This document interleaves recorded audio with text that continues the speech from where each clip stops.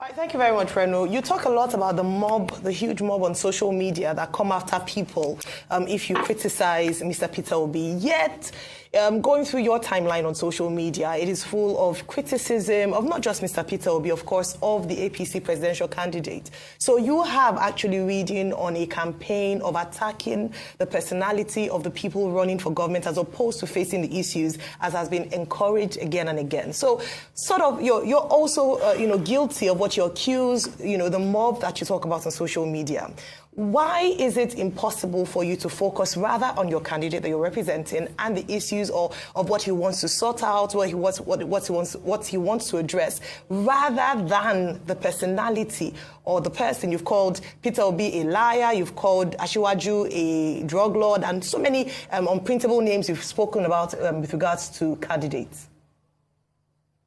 Well, that's not true. I mean, if you can tell me the unprintable names that I've said, please say it here. That is false, Ayo. I've not used any unprintable names. Is drug lord a pleasant name? Is that something you can... No. Please, can I respond to that? Yeah. Drug lord is not an unprintable name. If you are a drug lord, first and foremost, if you are a thief, it is not libel to say you are a thief. How am I going to tell you that if you are a thief, I'll come and meet you and say, oh, you are a nice person who diplomatically likes to take things that do not belong to you? No, you are a thief. Bola Tinubu is a non-drug lord. It's not an unprintable word. I've got facts to back it up. I've got documents to back it up. I spent my money. I went to Chicago. I went to the court. I got the certified true copies. Bola Tinubu is a drug lord. That is not an unprintable name. As for Peter Obi, he lied. And when you lie, you are a liar. That's not an unprintable name. In the United States, in the United Kingdom, I work in Parliament in the United Kingdom. Right on the floor of Parliament, if you lie, they call you a liar. It's not an unprintable name. And I address issues. A person's integrity is part of the issues in this election. If you lie, it's part of the issues. Whether or not a candidate's background, if you have a background with drugs, that's an issue. Look at what happened in Colombia. They had a president who had a non-drug lord background. It affected their country, effectively bankrupted that country because foreign direct investment into that country almost ceased. Major banks did not want to do business with that country. These are important matters. And it is not true that I do not promote Waziri Atiku Abubakar. Every day, I do a hashtag, why should I vote for Atiku? And I give reasons every single day. Consistently, I give reasons why people should vote for Atiku Abubakar. So, look, if we are going to run our elections and issues, this is how you're going to do it. You address integrity issues, you address competence issues, and you address their background, and which is what I've been doing. There is nothing unprintable in what I've been saying. Hello, everyone. And I think the question that it's on a lot of people's mouth or mind right now is to say that is Reno Omokri going to continue the drug dealing that he had said Tinubu was into? Is that what he's going to do with the ambassadorial post? I see one of those are going to be sent out there, and there will be, when an ambassador is moving or anything, nothing is being checked. Is this now opportunity for him to help move the drugs around? This was Reno Omokri in 2022, accusing Bola Ahmed Tinubu of being a drug lord. And according to him, he does have his facts. You know what they say about the internet, never ever forget. It's always there when you say something. And so that's why at any time, the best thing to do is to say things the way they are, be factual, be truthful at all times. That's all. And you don't need to bother about remembering what you said before, because what has happened has happened. The issues are the issues and the facts are the facts. And the facts are not things that would easily be changed just like that. And so a lot of people are pointing this out and saying to Reno Omokri. There's also a video where Reno Omokri was asked whether he was ever going to work with Tinubu, and he was emphatic in saying that no, he will not, his values, and all of that. And the people are asking him right now, what happened to those values? Are those values out of the window when he started angling for all of this thing? Or was it the thought of, okay, he didn't expect that he will rig himself into office, so he was expecting his own candidate will win, and then he will get there. As soon as the candidate he had didn't win, of course, was to switch allegiance to whoever it is that is the winner, and just continue the job of psychophancy.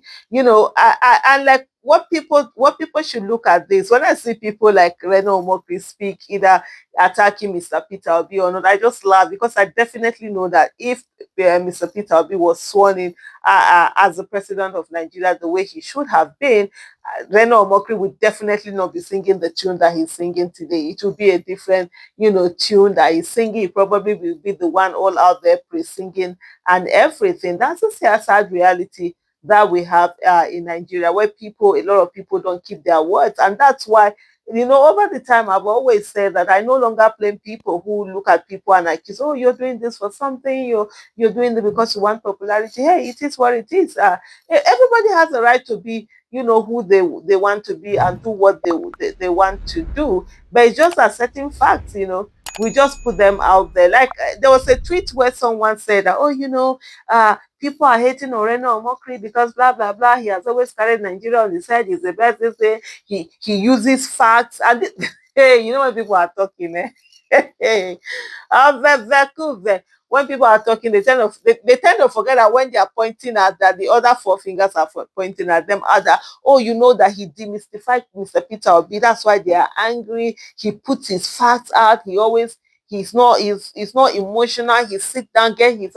So people are now saying to you, okay, so all those facts that he had about Tinubu being a drug lord. So that means in what you are saying now, they are all facts, right? They should be, because he's looking at it as, oh, how is insulting Mr. Peter B. That's all he sees. He hasn't seen the fact that just yesterday he was saying a lot of things about a Tinubu. And even I remember when he had gone, Reno Omokri had gone to do a rally in UK. Protest. People just think, oh, it's just protest. You just carry placard and go, and that's it. I'm sure there was no trying to think, organize, be strategic about it. How are you going to do it? Map out possibilities of what can happen. Do your SWOT analysis and everything. And so when he got there on that same day, that was the day that Tinubu had gone to Chatham House. He was also there on that day. And then, of course, Tinubu supporters came in. He didn't come with any of this speaking, whatever. He was overwhelmed. And so when he was jumping up and down, he was just jumping, the way our people will say it, he was jumping up and down, and he was shouting whenever he said Tinubu, the other ones took over, because that was strategic of them. And a lot of people then came out to say that, oh, he's supporting Tinubu, blah, blah, blah. I remember I had to do a post. I like, for me, I don't care about people. I don't care about who you are, whether we're quarreling or not. When I see something, I just say the way it is. Even when people are trying to drag you when you've not done, I would defend you if there's something that has been done that needs that defending. Otherwise, I just leave it like that. So I was not like, oh no, that's not what has happened. What happened with that in that particular instance was that his own protest was sort of like overtaking. He hadn't mapped it out. So he was trying to say that, oh, Tinubu is a drug lord. And then whenever he says Tinubu, the other ones, just come in to say their own thing in it. So that's what happened. From there to now, you see the whole shift that has happened. So let's ask Tinubu, let's ask Mr. Reno Omokri, is Tinubu still the drug lord? And if yes, is he going to be part of his mules around the world? Thank you so much for watching.